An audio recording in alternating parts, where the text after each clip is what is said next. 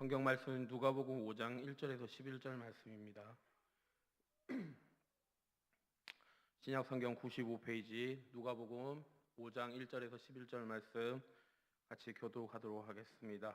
제가 먼저 1절 읽도록 하겠습니다. 무리가 몰려와서 하나님의 말씀을 들을새 예수는 게네사렛 호숫가에 서서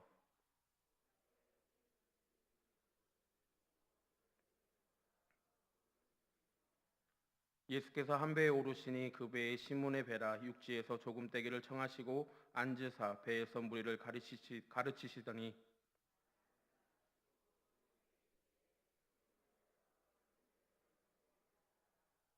시몬이 대답하여 이르되 선생님 우리들이 밤이 새도록 수고하였으되 잡은 것이 없지만은 말씀에 의지하여 내가 그물을 내리리라 하고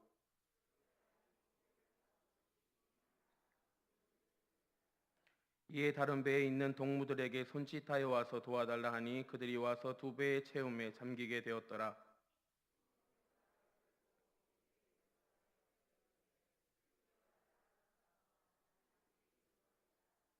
이는 자기 및 자기와 함께 있는 모든 사람이 고기 잡힌 것으로 말미암아 놀라고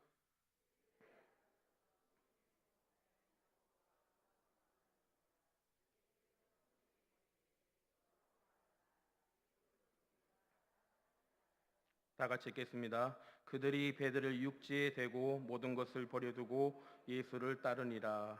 아멘.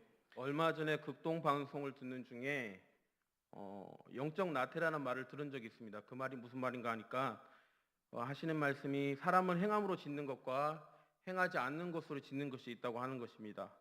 행함으로 짓는 죄는 흔히들 우리가 짓는 음란, 호색, 도적질, 살인, 기타 등등 행동을 하는 죄들, 생각으로 하는 죄들 그런 것들을 말하는 그런 죄들을 말하고 있는 것 같고요. 그렇지 않는 행하지 않는 죄는 무엇인가 하니까 바로 오늘 초두에 말씀드렸던 영적 나태라는 것입니다.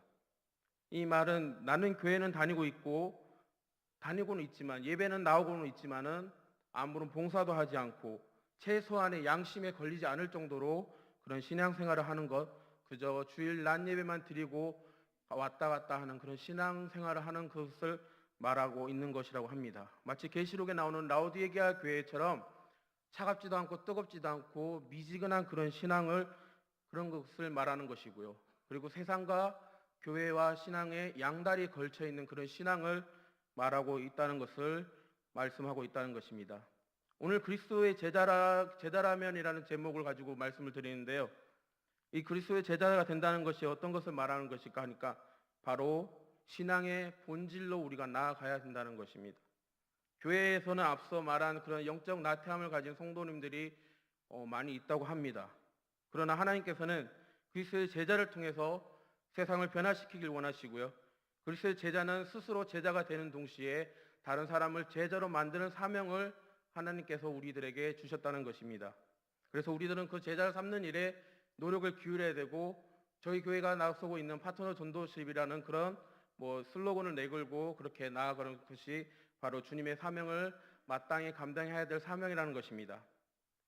본문에서 예수님께서 무리들에게 복음을 전하시면서 제자들을 부르시는 장면이 있습니다. 제자들을 부르신 예수님께서는 제자의 역할이 무엇인지 분명히 우리들에게 말씀해 주시고 있습니다. 기적을 행하시기 전에 몰려든 많은 무리들에게 하나님 말씀을 가르치고 있습니다. 그리고 이 가르침을 고기는 잡는 일과 연결시키고 있는데 예수님께서 베드로에게 앞으로 너는 사람을 낚는 어부가 되라고 그렇게 말씀을 하고 있다는 것입니다. 다시 말해서 엄청나게 많은 물고기는 예수님께 몰려든 수없이 많은 무리들을 가리키고 있고요.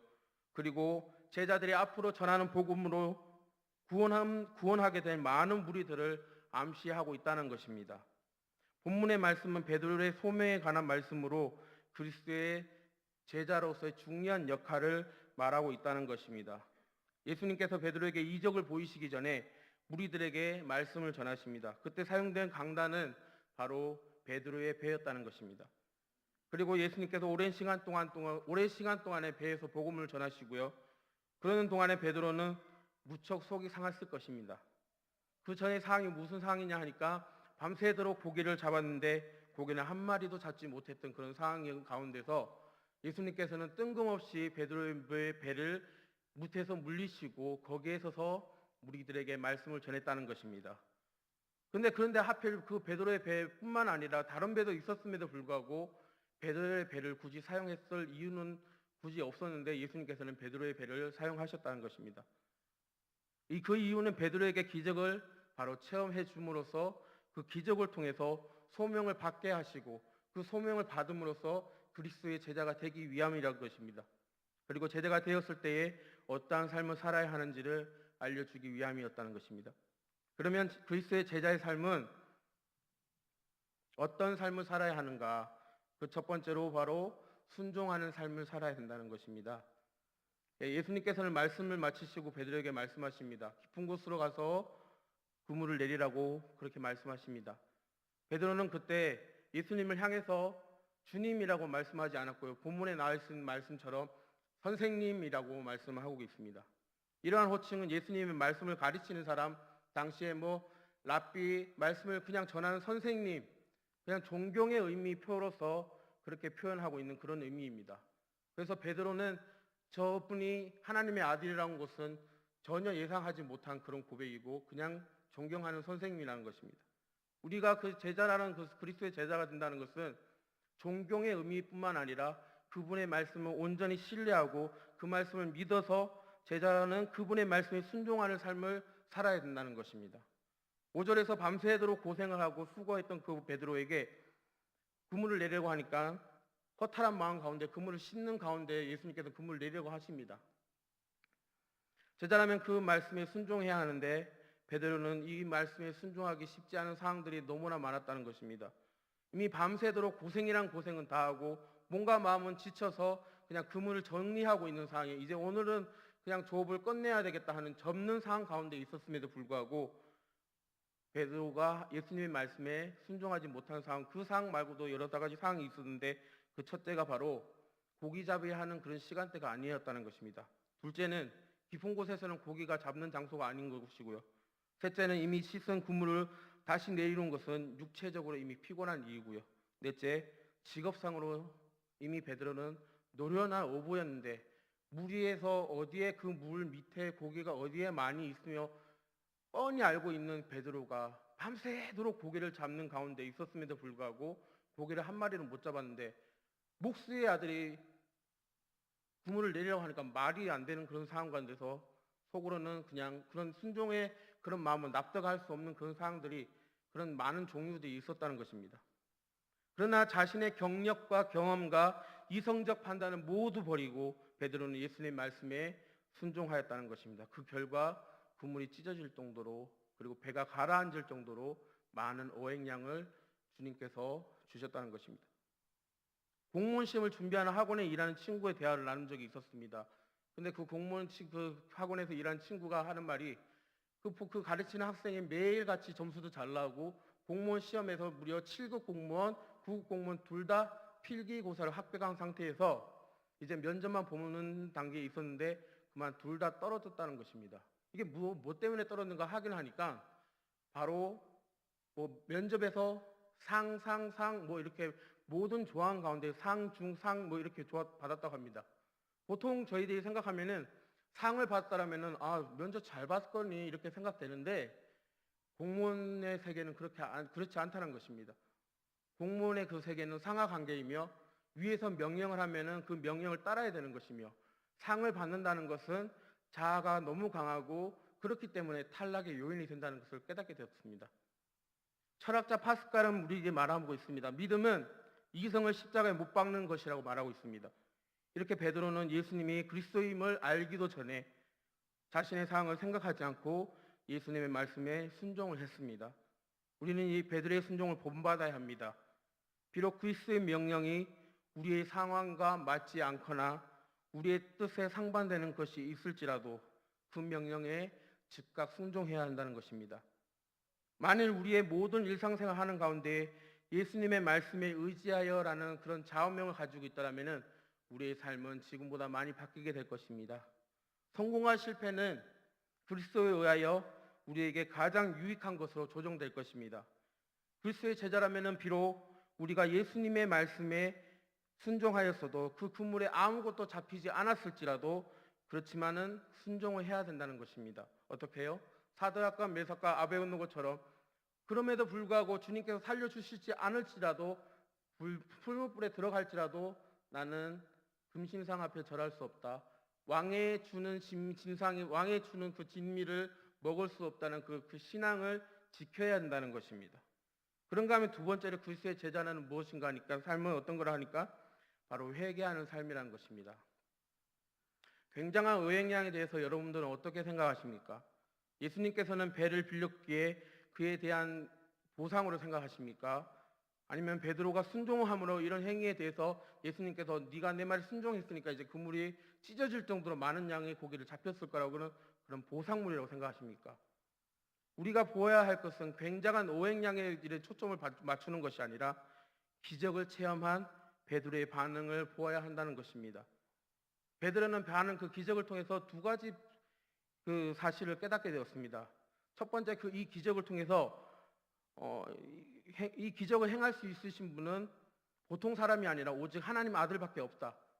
그러면서 예수님은 이제 하나님의 아들이라는 것을 예수님의 존재에 대해서 깨닫게 되었던 것입니다. 둘째로 자신에 대해서 알게 되었습니다. 이 아무것도 보잘것없던 그 전에는 목수의 아들인 그 예수님 앞에 기적을 체험하고 나니까 만물의 주관하신 그 주권자 앞에 서 보니까 자기는 이제 죄인임을 깨닫게 되었다는 것입니다. 그래서 베드로는 예수님께 무릎을 꿇고 고백한다는 것입니다. 주여 나를 떠나소서 나는 죄인입니다.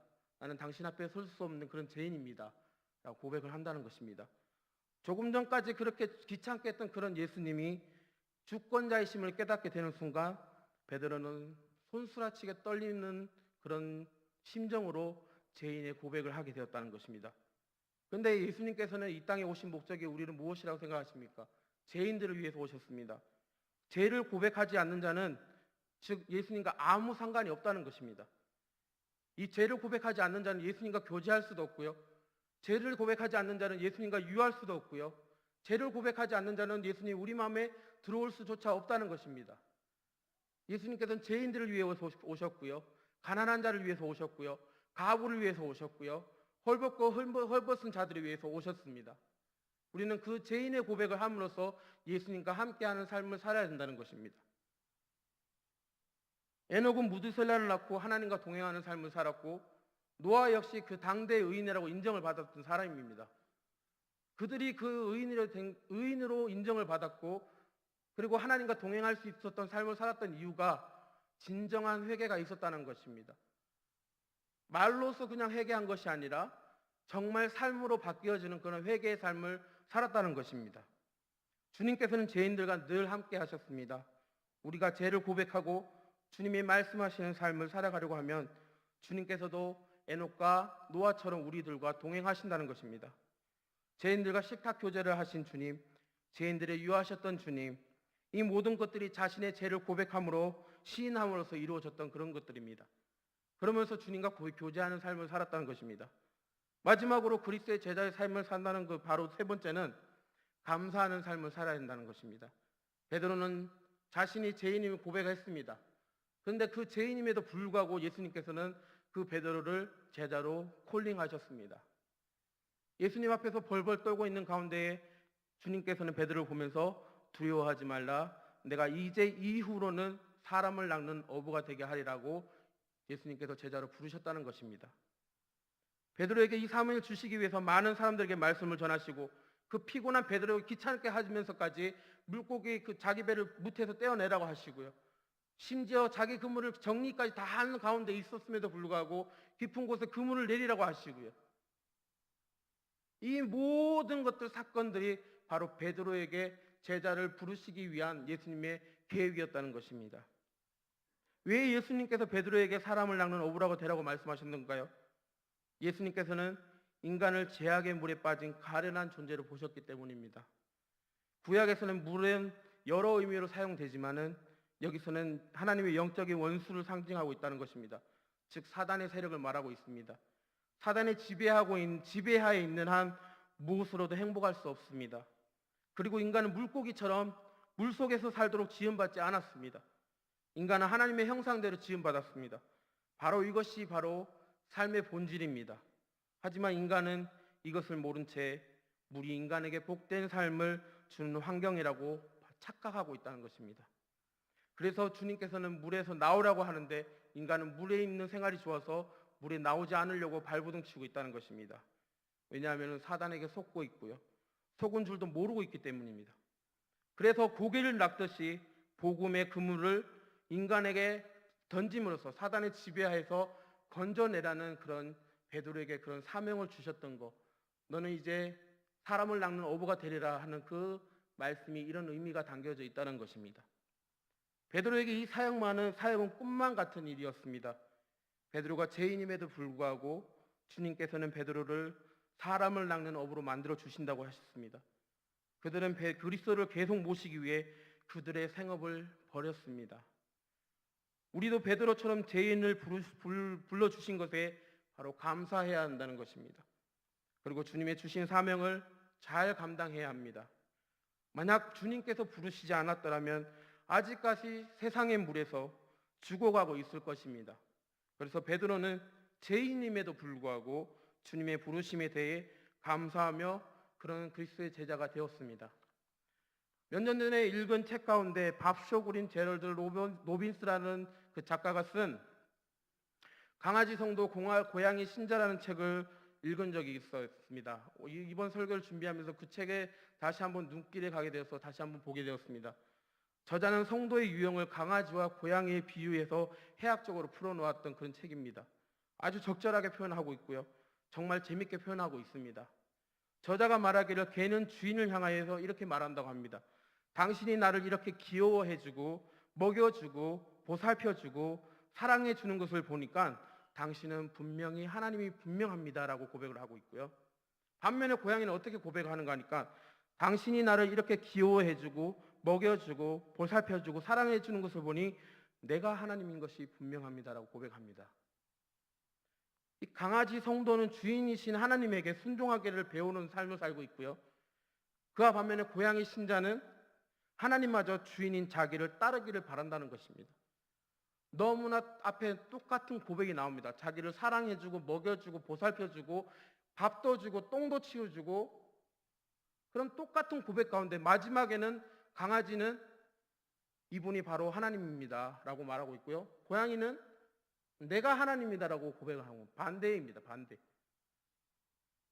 교회를 다니는 것도 나의 유익과 소원 성취 때문에 그런 다니는 경우가 다반사라고 합니다.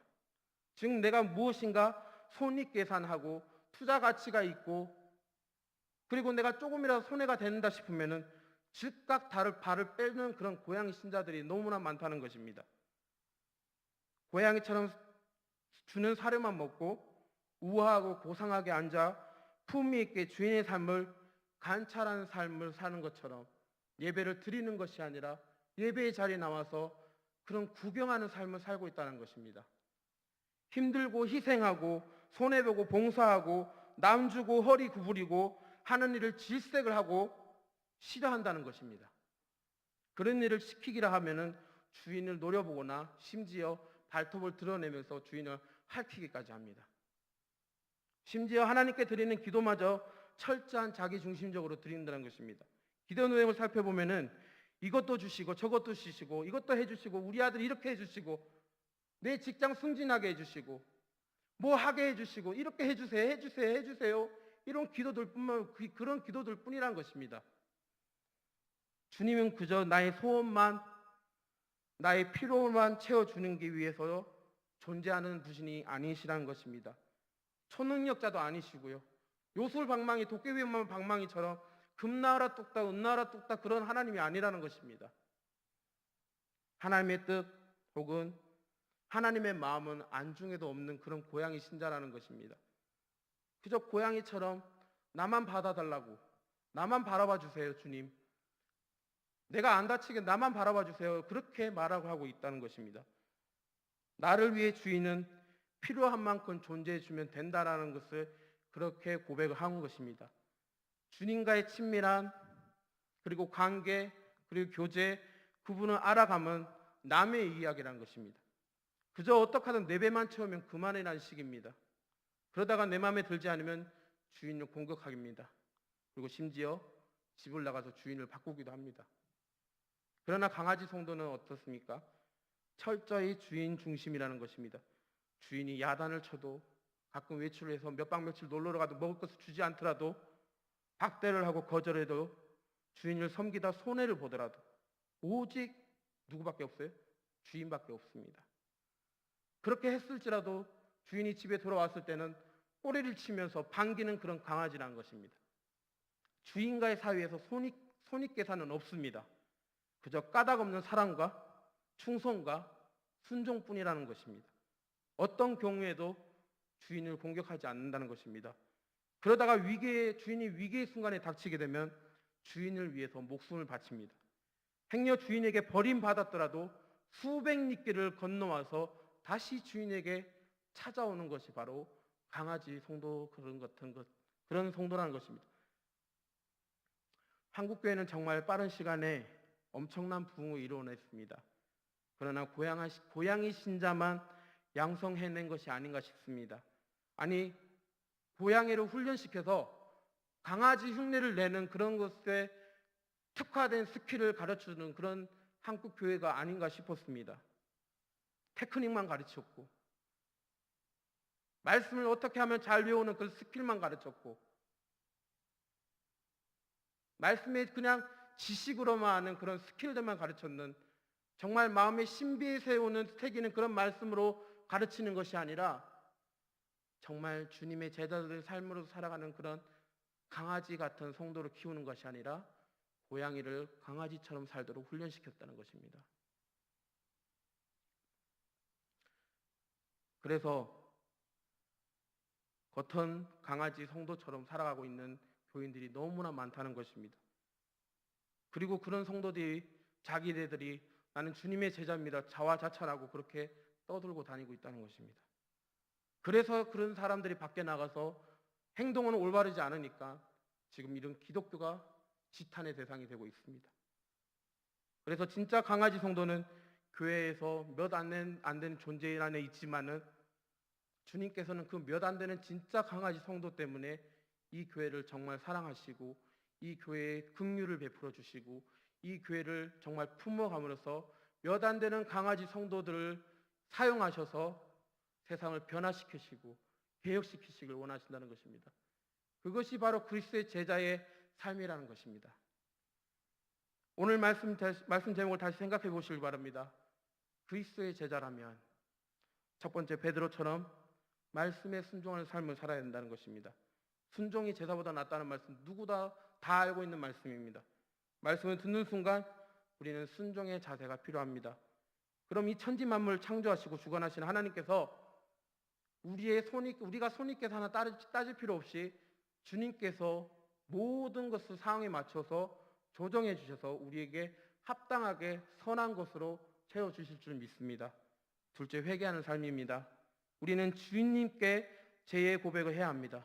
그리고 다시는 죄인의 삶을 살지 않도록 하여야 합니다. 늘 말씀 안에서 자신의 삶을 점검하는 생활을 해야 되고요. 죄인의 고백이 없는 사람들은 주님과 아무 상관이 없습니다. 하지만 우리는 죄를 고백함으로써 주님과 교제를 하고 주님과 동행하는 삶을 살아야 된다는 것입니다. 마지막으로 감사하는 삶을 살아야 합니다. 두려워하는 베드로에게 사람을 낚는 어부가 되라는 사명을 주셨습니다. 죄인임에도 불구하고 그 사명을 받은 베드로는 너무나 감사하게도 그 사명을 받아들이고 수용했습니다. 굉장한 오행양을 앞에 두고서도 그 물질적인 물질 문명의 맘모스적인 오행양령을 눈앞에 두고도 주님이 그것을 버리고 따라오라 했을 때 배와 그물을 버리고 따라갔던 그 제자의 삶을 살았던 것처럼 우리들도 세상의 가치를 눈에 두지 않고 그것을 버리고 그리스도를 진정으로 따르는 강아지 성도 같은 그런 그리스도의 제자로 삶을 살았으면 좋겠습니다. 이제 모든 훈련과 사역들이 이제 개강하게 됩니다. 여기저기에서 이제 말세의 종말에 대한 소리가 많이 나오고 있습니다. 이런 세상에서 우리의 하나님은 정말 잘 믿고 있습니까? 아직도 하나님이 나와 우리를 위해서 존재해야 한다고 주장하고 계신지 아니십니까? 아니면 하나님의 영광을 위해서 나와 우리가 존재한다고 고백을 하고 계십니까? 로마서 14장 8절 말씀에 이렇게 말씀하고 있습니다. 우리가 살아도 주를 위하여 살고 죽어도 주를 위하여 죽나니 그러므로 사나 죽으나 우리가 주의 것이로다라고 말씀하고 있습니다. 그리스도의 제자라면은 좀 전에 말씀드렸던 것처럼 말씀에 순종하는 삶, 회개하는 삶, 감사하는 삶을 삶으로써 마지막까지 주님 앞에 기이 쓰임 받는 그런 성도님들과 제가 되었으면 좋겠습니다. 기도하겠습니다. 사랑이 많으신 하나님 아버지, 오늘 베드로의 세 가지 고백을 통해서 그리스도의 제자라면 어떤 삶을 살아야 하는 것을 알게 되었습니다. 정말 그리스도의 참된 일꾼으로 우리 성도님들이 말씀 앞에 순종할 수 있고, 순종하였음에도 불구하고 우리가 생각한 이익이 아니더라도 강아지 성도처럼 늘 주님만을 찬양하고 감사드릴 수 있는 저희 성도님들이 되게 하여 주시옵소서. 이제 앞으로 모든 훈련과 사역들이 개혁하고 있습니다. 훈련 받는 가운데서도 그저 그냥 강아지 흉내를 내는 그런 훈련이 아니라 정말 강아지 성도처럼 내 모든 것을 주님 앞에 드리는 그런 훈련이 되게 해주시고 사역들이 될 수 있도록 우리 인동교회를 사용하여 주시옵소서. 예수님 이름으로 기도드립니다. 아멘.